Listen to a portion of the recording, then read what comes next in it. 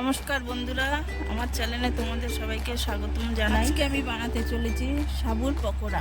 পকোড়া বানাতে যে উপকরণগুলি লাগবে, সাবুগুলিকে 4 ঘন্টা ভিজিয়ে রেখে জল ঝরিয়ে হাতে নিয়ে দেখলাম আমার সাবুটি ভালো ভিজে গেছে। একটা পাত্রে ঢেলে নিলাম। ঢেলে নেওয়ার পরে এগুলির উপরে এবার আলু সেদ্ধগুলো দিয়ে দেব।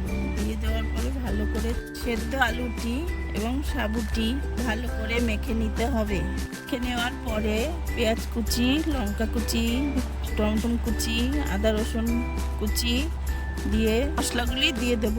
নুন, হলুদ, লঙ্কার গুঁড়ো, জিরের গুঁড়ো, গরম মশলা, ধনিয়ার গুঁড়ো, রাঁধুনি, চিনি দিয়ে মশলাগুলি দিয়ে মেখে নিতে হবে। তারপরে 4 চামচ বেসন দিয়ে ভালো করে মেখে নিতে হবে। নেওয়ার পর 5 মিনিট রেখে নেবে। এবার তোমরা যে শেপের বানাবে সেই শেপের বানিয়ে একটা থালায় তেল দিয়ে রাখতে হবে, নাইলে পুরোটা লেগে যাবে। এই রান্নাটি একবার বাড়িতে তোমরা বানিয়ে দেখতে পারো। খাবারটি হেলদি আর টেস্টি। শেপগুলি করা হয়ে গেছে, এবার চলো ভেজে নেওয়া যাক। কড়াইটি গরম হয়ে গেলে সয়াবিন তেল দিয়ে ভালো করে নেড়ে আমার যে শেপ করা ডোটি একটা একটা করে দিয়ে দিতে হবে। দিয়ে দেওয়ার পরে একটা একটা করে ভালো করে উল্টিয়ে ভেজে নেবে।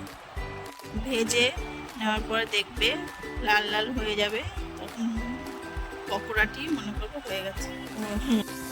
এবার তুলে নেবেন। তুলে নেওয়ার পরে আবার সেই বানানো শেপগুলো আবার তেলে দিয়ে দিতে হবে। দিয়ে দেওয়ার পর ভালোভাবে আবার ওরকম ভেজে নিতে হবে। নেওয়ার পর একটা একটা করে থালায় তুলে নিতে হবে।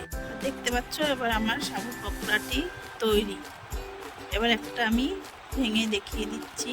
উপরটা মচমচে, ভিতরটা নরম। আর এই ভিডিওটি ভালো লাগলে সাবস্ক্রাইব, লাইক, কমেন্ট, শেয়ার করে দিও। আবার দেখা হবে পরের ভিডিওতে।